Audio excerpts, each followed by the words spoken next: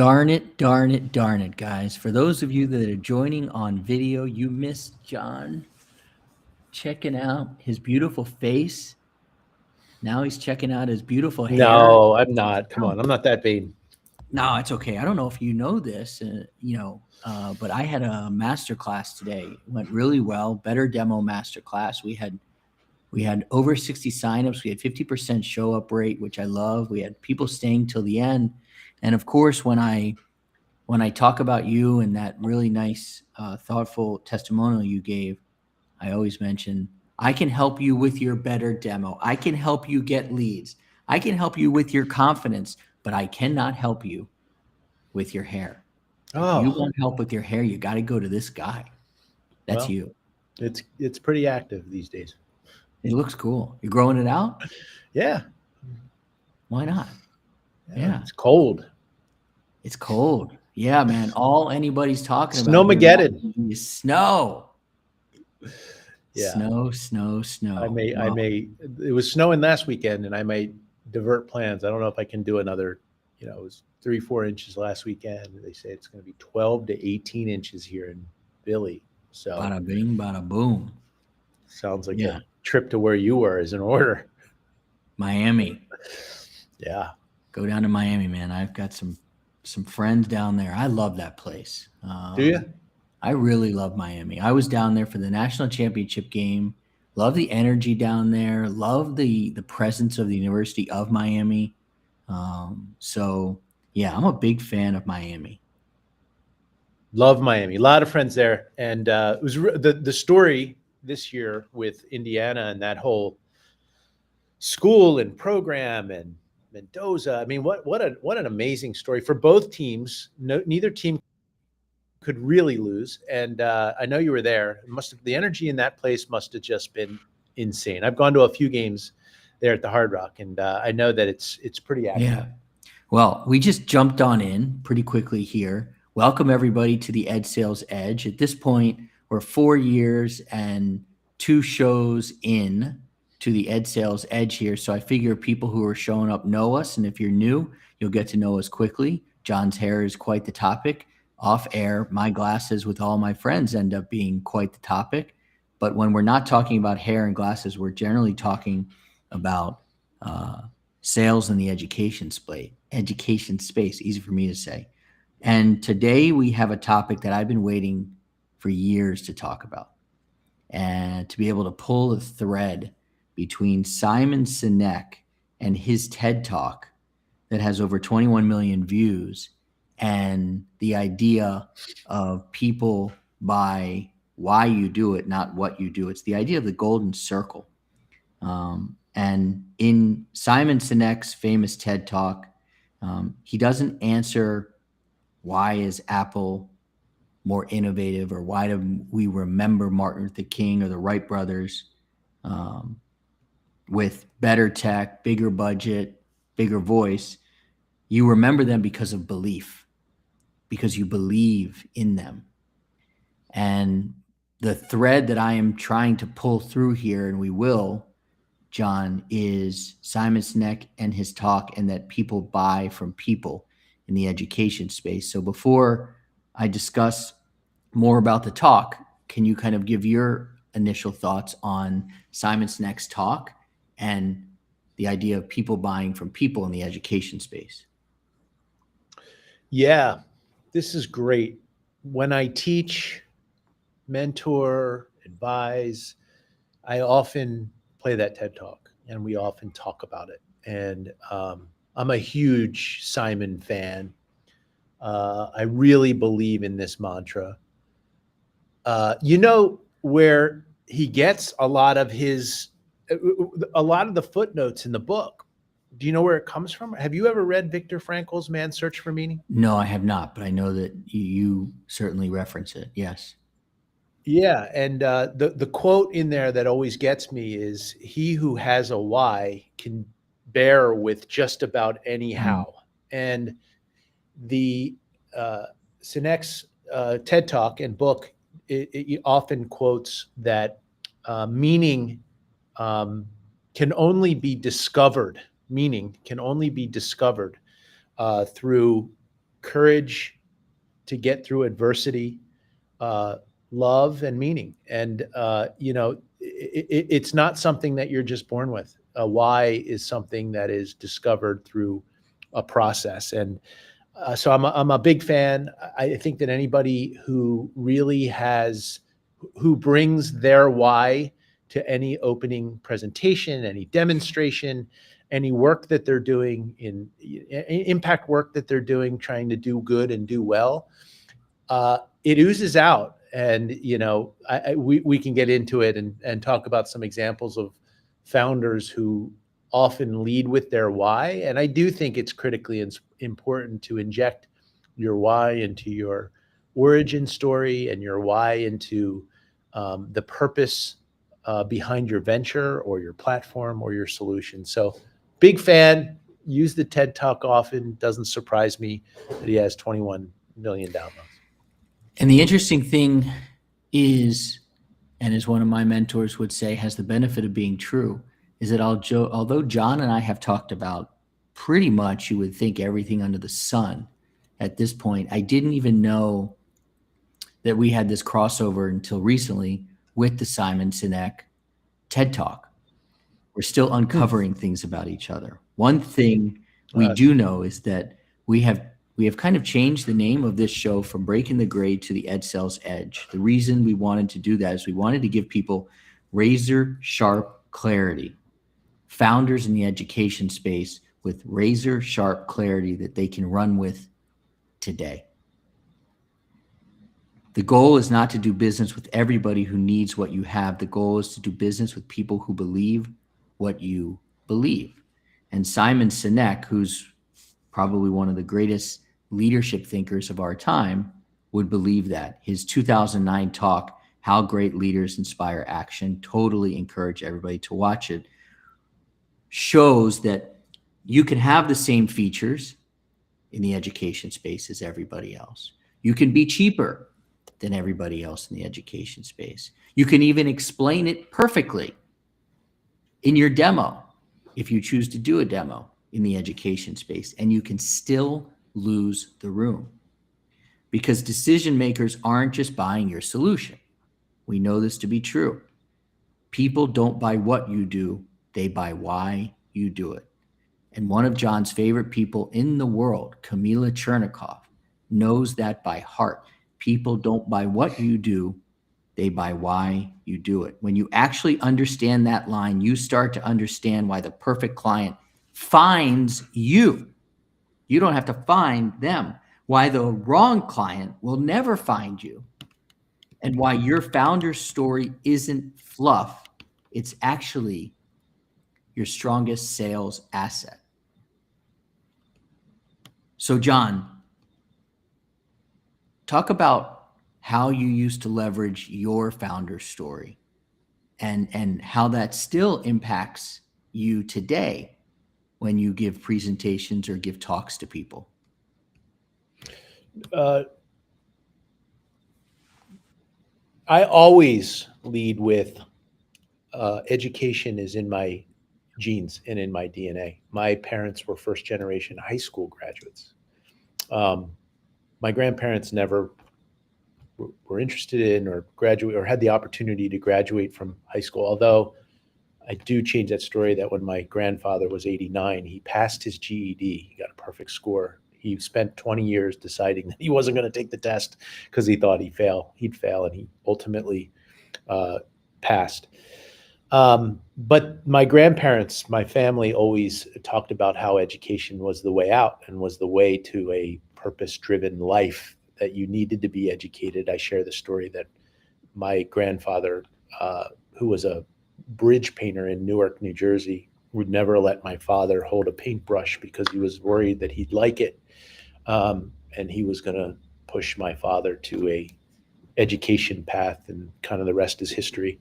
And now with our philanthropy as a family, we have taken that mantra and that purpose and that why to bear in our vision, mission, and values. So I'm a big believer in it, Josh.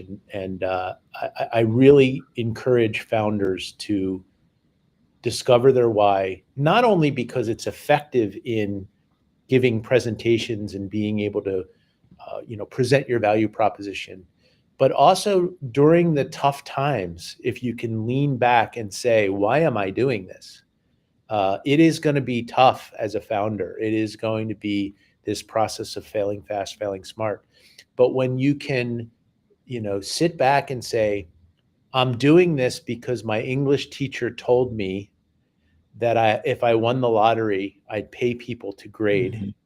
but I would still teach, is an incredible opening story, which is the Swift Score story. We've been talking a little bit about Will and Matt, and that's their origin story and their founding story, and their purpose and their why is that they want to solve this challenge with regard to grading and evaluations for both students and teachers. Um, so critically important and intentional. And I totally agree with the assertion and the conviction that people want to buy from people who have a clear Yeah. why. The challenge is that most communications from an organization come from the outside in. What we Mm-hmm. do, how we do it, why it works. And Simon Sinek explains that inspired leaders communicate from the inside out. Why, how, what. And I believe, and we know this to be true, education companies under $2 million, which is a lot of the waters that I certainly swim in and love to swim in, this matters even more for those companies because the superintendents, the principals, the presidents of universities, they are buying from you. They're buying judgment. They're buying conviction. They're buying belief. The reason you started your company, to your point, and then the reason you stayed, because this is not an overnight success for most of us, for any of us. Your founder story isn't marketing fluff, it's your why. And this is not necessarily a sales play for you, but the play that it is, and I find it for myself, is that it's a story that I know. It's a story I'm very comfortable with. When I tell folks that I lead off that I was not a very good student. In fact, I have two older sisters. One went to Harvard, one went to Amherst. My parents allowed me to do what I needed to do in school to be successful, and I was lucky enough to be supported by tutors. And then I started a tutoring company, not because I knew how to tutor, but because I knew what a good tutor could do for a student. That's my story. I know how to tell it. Mm-hmm. So I'm not going outside of that lane, and I get very comfortable telling it. I don't think it goes stale. I just get very comfortable. And I'll relate this to golf, John. Yeah, Ooh. here we go. Now I got your attention. Because I can tell that story so well, it's my favorite club is my 7-iron, you know? And so if I need to make the story longer, I can. If I need to make the story shorter, I can. If I got to go over the tree or under the tree, I can. But I know the story well and I stick to it. So that's why I'm very comfortable with it. And in some uncomfortable situations, which might be speaking in front of a group of people, or for others speaking in front of a superintendent. So when we tell that story, it feels good. Apple isn't selling products, although I could basically open an Apple store in front of me. I've got the AirPods, I've got the iPad, I've got the iMac, I've got the watch. I think that's about all I got in front of me right now. Apple customers didn't buy the products, they buy the identity. And I know that to be true as well. Can you talk about that line and how you have seen that play out for superintendents and for principals, that they're not necessarily buying the product, they're buying the identity? Yeah. I mean, anybody who hasn't read Walter Isaacson's Steve Jobs book gets really deep into this. Everything is intentional. Everything is about the identity, all the way to the Italian rock and slate that's in the Apple stores. Very intentional.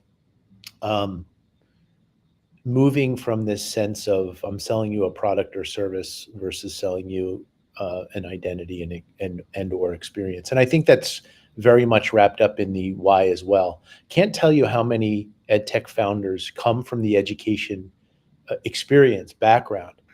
And someone like Anurupa Ganguly from Prisms of Reality, who came out of MIT as a woman of color who looked around and said, "My gosh, I'm surrounded by males, and my why is going to be to bring STEM education to underrepresented women." And when she left, her why, when she goes into sales presentation, talks about the thousands of hours of professional development that she's provided in Boston and New York, and how that's transitioned to her new why of solving the algebra, geometry, and STEM problem um, through the use of virtual reality.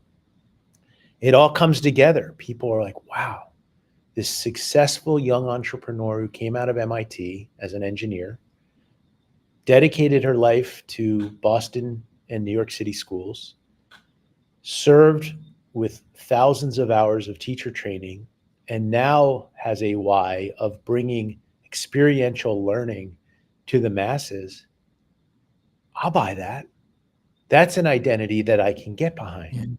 That's an experience set that I can have confidence that even if the product or service may not work right away, I'm getting behind this purpose-driven entrepreneur who has a clear why. The lens by which she's operating is clear, distinct, and distinctive.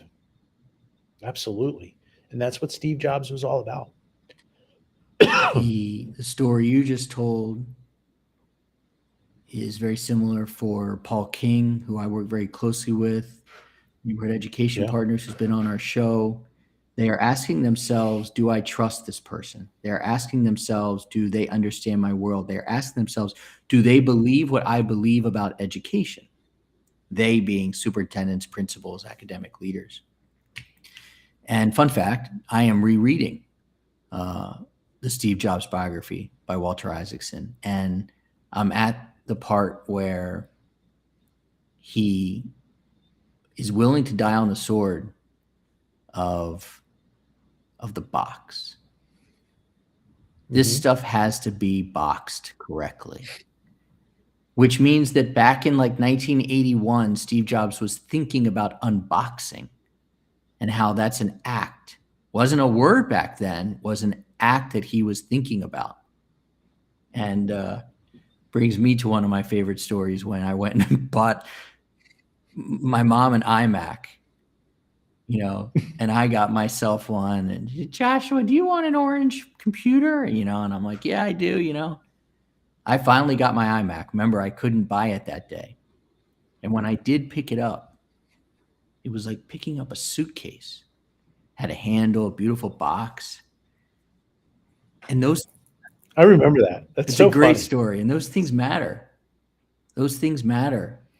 And the minimalism. How about the fact that Steve Jobs came in and part of his why was less is more, versus packing a bunch of shit in a box and having it all come out. Just how you touch the box, how you open the box, how you put your fingers in your hand on the imprint of the Apple, the simplicity of the Apple icon, the simplicity of the Think Different ad campaign, the whys behind all of the icons that were featured in the Think Different advertisements, and the risks that are taken there, because some of them were incredibly polarizing people.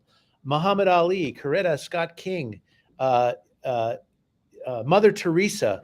Think Different. Yeah. And wow, how beautiful was that, and how aligned was that to Jobs and the Apple why? So think distinctively, identity. There it is. Think different, correct, of course. Simplicity, correct, of course. And that approach, that belief creates followers, right? And when you are simple in your approach, you can help in the beginning one type of superintendent. Maybe you say, I can work with superintendents in rural communities in the South. Boom, go get them. Be there. Martin Luther King Jr., I have a plan. I have a dream, and then they start to follow you. I'm not saying that you can't necessarily one day work with superintendents in the Great Northwest, but for now, let's just nail the South. When you do that, when you get clear on your why, as Steve Jobs was very clear on his why, your confidence grows, your messaging sharpens, your LinkedIn content starts doing the work, your sales conversations slow down in the best way because you don't need to convince people. They actually are coming to you. That's what Paul is experiencing in New York City right now. The exact opposite can happen, though, and you can get the wrong client. And I'm going to use one of your sayings that I used earlier today in the better demo method, because we had a little bit of a problem with a slide in the better demo method, and you never let a crisis go to waste. So can you tell us a story about a client of yours that was the wrong client and maybe what you learned from that experience? Yeah. Historically, on the exit that I had, we were fighting a fight on value and the hair on fire challenge in school to home communications that we were trying to solve. If I didn't do my customer discovery and I didn't do my homework, I could fall into a school district or a prospect that was driven by best price. And when we started to have success at $3 per student unlimited use, we had a whole cadre of competitors at $299, $298, $297, where some superintendents were driven by a board that would say, bring in the low cost provider. And I was saying, our value is in our customer success. Our value is better to have it and not need it than need it and not have it. Our value is in how we integrate with your student information system through the student interoperability framework.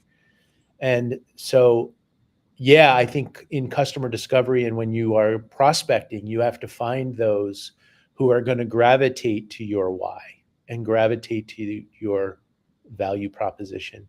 And that requires doing your homework. And if a school district were to gravitate towards your why, but only be willing to pay $250 a student, how would you handle that? By being aligned with a sacrosanct value in our business, and that is standardization leads to valuation.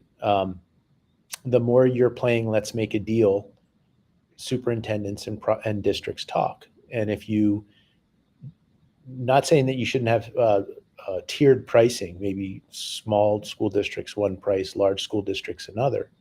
But if you're at $3 per student per year and you have clients that are willing to pay that, and somebody comes in and says it has to be $250, you got to take a hard look at that, because superintendents talk. Why did he get $250 and you said my price was $3?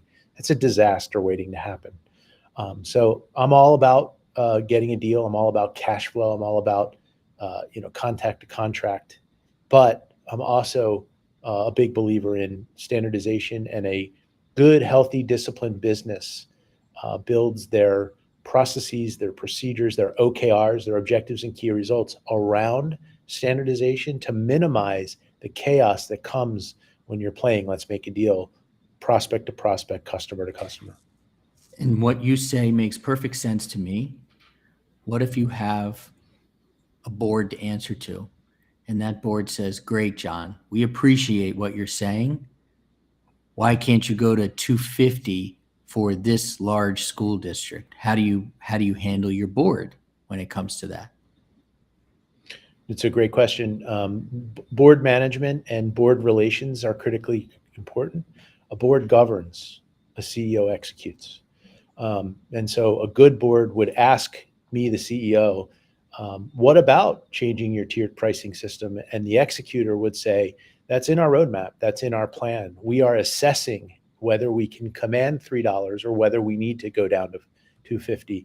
And a good governing board would say, remember when John, the CEO, made that presentation about the importance of standardization and we bought into that strategic framework? And we're not going to get in his way as he's executing and we're governing, we're supporting.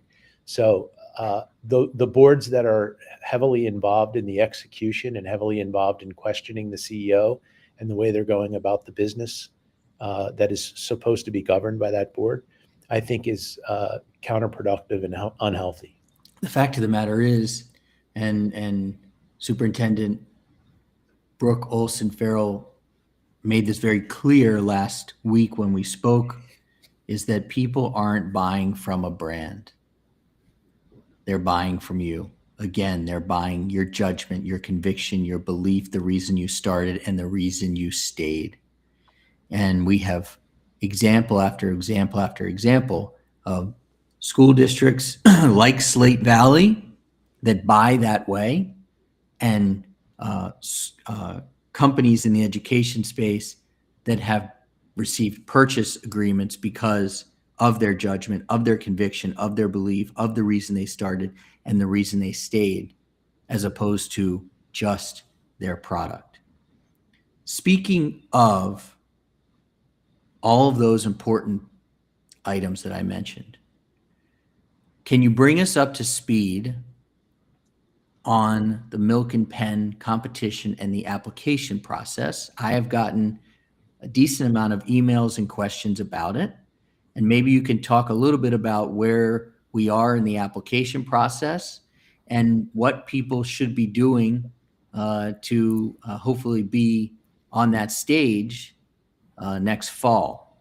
And how does that tie into what we're talking about today? Yeah, great question. Anybody out there who's interested in our Milken Penn GSE Education Business Competition, which is now in its 17th year, should Google Milken Penn Competition. Very easy to find the website, very easy to apply. It should take less than 2 hours to complete your application to compete for over $200,000 in cash and prizes. To date, we've supported thousands of ventures, given away over $2 million in non-dilutive capital, cash and prizes. And those ventures have gone on to raise $200 million in follow-on capital. So the impact is there. We're now in our 17th year. We are bound and supported by generous sponsors like you, Josh, and the Ed Sales Elevation Experience, who will be another sponsor this year. We, drum roll, are moving this year. Scoop right here. Hold on. Don't go yet. Hold on, Alvin. No, hold on. Here we go. Hold on.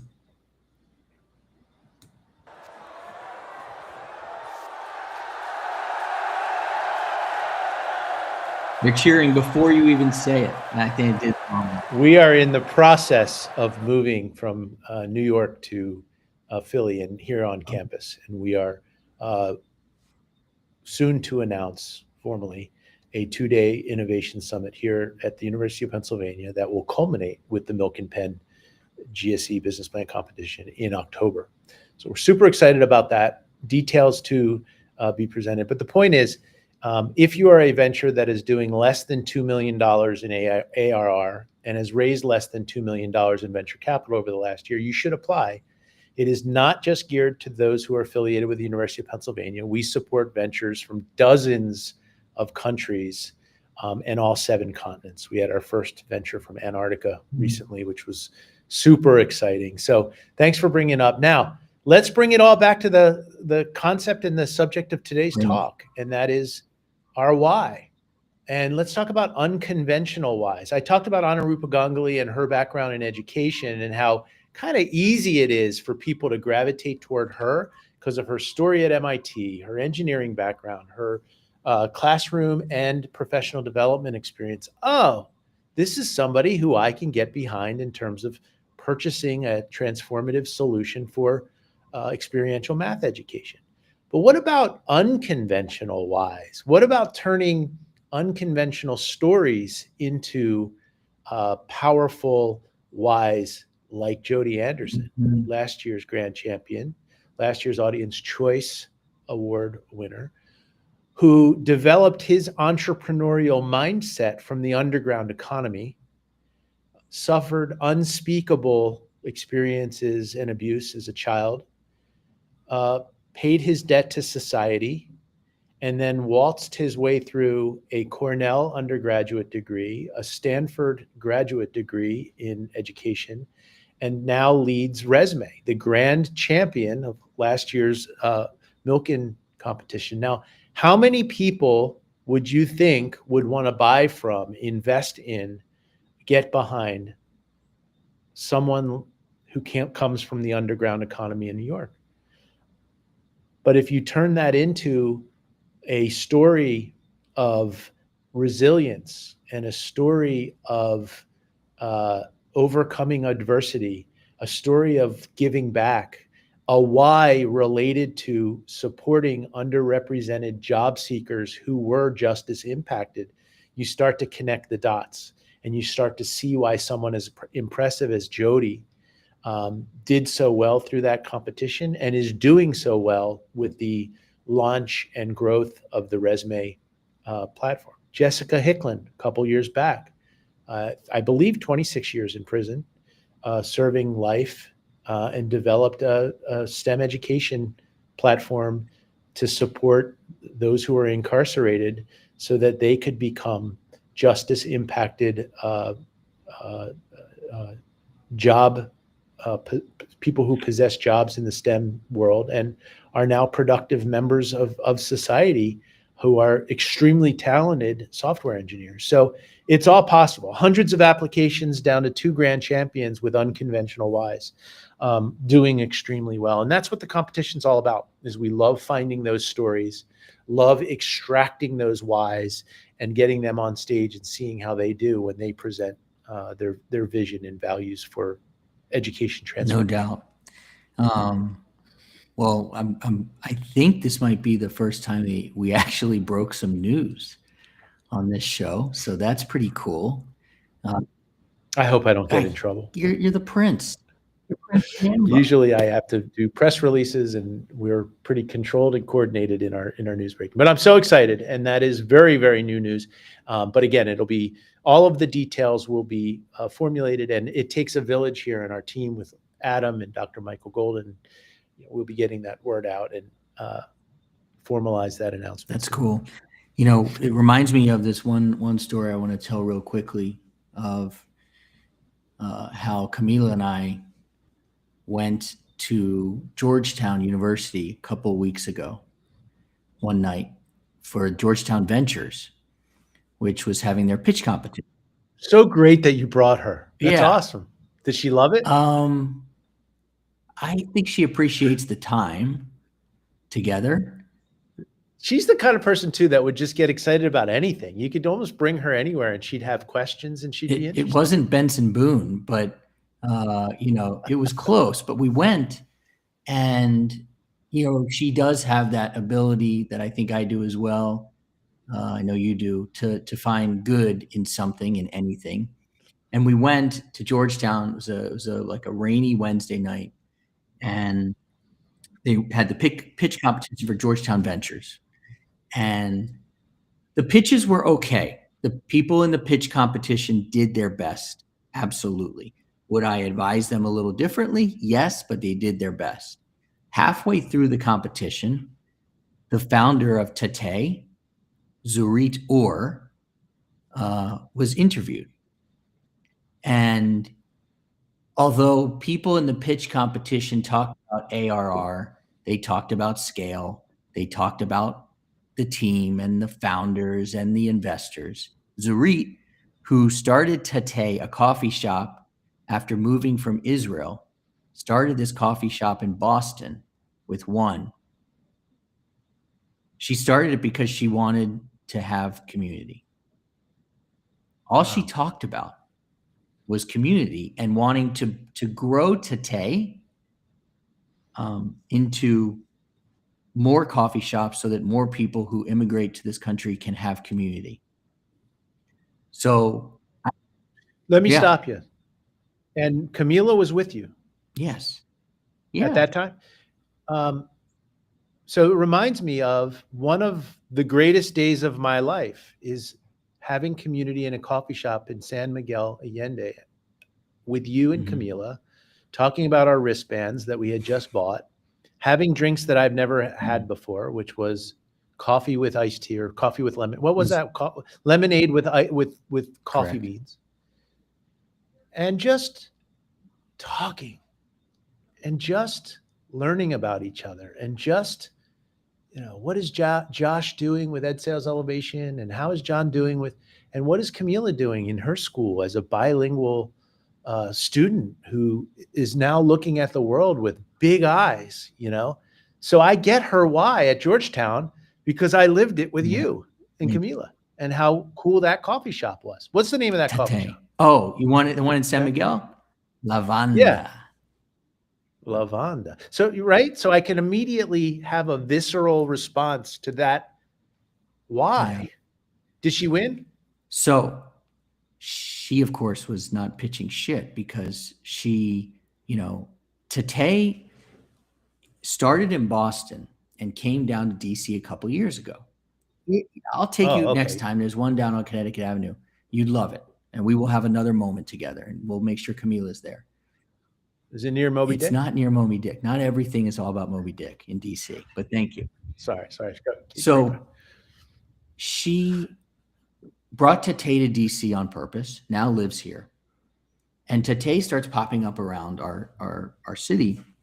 And we think, oh, this new place, this is phenomenal. And of course, Bettina, my wife, she's so good at spying this shit early, right? She knows good artists early, good coffee shops early, whatever, good clothes.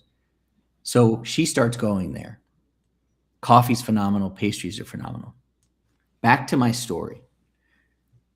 The founder of Tate explains, and I almost fell out of my chair, that she started Tate 18 years ago. And I'm sitting here thinking, and most of the people in Washington are thinking, she started this 2 or 3 or 4 or 5 years ago. She started it 18 years ago. And she started it because of wanting to have connections with people as an immigrant. And that's what I remember. And that's what people will remember. And they will not remember the ARR. They will not remember the founders, the board members. They will not remember the margins. They will remember your founder's story. Even though this founder, Zarit Orr, now has over 50 Tates in some of the most beautiful places in Boston and Washington, D.C. And God knows how much money she's made. But she still talks about her story, her immigrant story. So if she can do it, so can you, the person who's listening to us. 100%. People, That's really deep. That's people really by awesome. why. Explain again. Was she a speaker there? She was given like a Yeah, keynote. she was being interviewed. They did like 3 or 4 pitches. Then they brought her on and they did 3 or 4 pitches. And by the way, I'll break a little bit of news myself. I have a nice follow-up meeting with the people at Georgetown Ventures, and we're trying to bring the Ed Sales Elevation experience into Georgetown Ventures. Well, let us know if we can be a reference. I mean, we'd love to see that happen. That'd be awesome. Totally. So some things that our audience. I want to ask another Go question. ahead. You said the pitches were just okay. Tell me more. Why?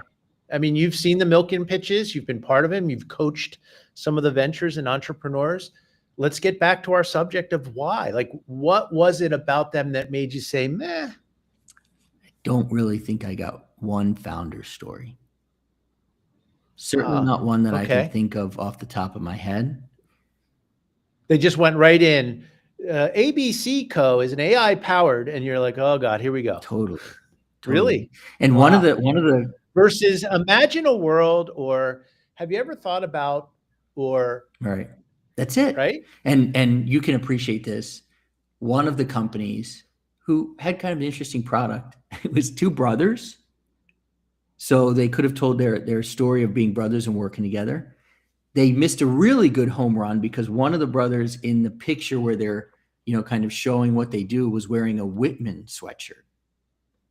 And he should have been like, I know most of you in the audience can't stand Whitman, Whitman is a high school in Montgomery County, Maryland that most people can't stand except for the people who go to Whitman who love it because it's such a phenomenal school. He missed that one. Right. And so there's humor, there's honesty that you can use to talk about your brother or talk about your Whitman sweatshirt to bring people closer to you. They had a nice pitch. It didn't necessarily bring me in. I would have led with that. And that's what we're talking about here. Know your why.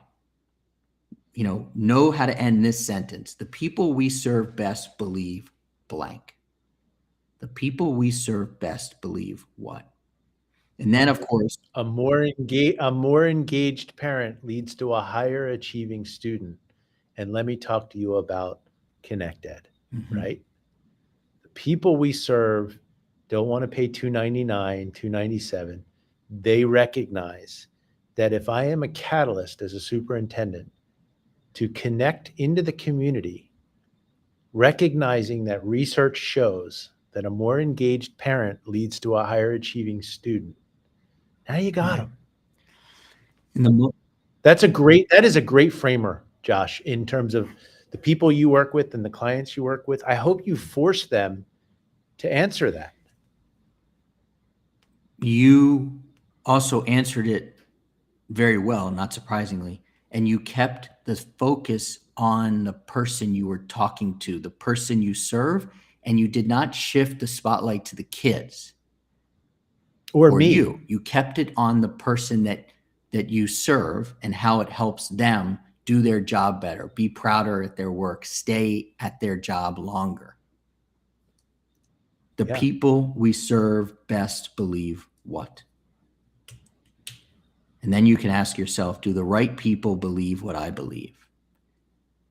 And when they start knocking on your door because they want to work with you, like Will is feeling, like Paul is feeling, like lots of other people in the Ed Sales Elevation experience, like lots of other people who have entered the milking competition and been successful are feeling, then you know you're getting somewhere, and that feels damn good. Yeah, but what if they believe that the Dallas Cowboys is a redeemable franchise? Then what do we do? We don't talk to them because we don't believe what they believe. They probably want to pay $249 per kid. This has been a good talk, my friend. This is my second round of the day because we did the better demo this morning and then we did this, but it breathes energy into me. So I hope that everybody out there has enjoyed this talk as well. Alvin, thanks for supporting as always. Thank you, John, Alvin. thanks for showing up. I was here early. He was, Alvin. He was. Checking his hair, though. No, I wasn't. Don't say that. We love you, man, and we love everybody out there. We'll see you guys next week. John, thanks for being here. Stay thirsty, my friend.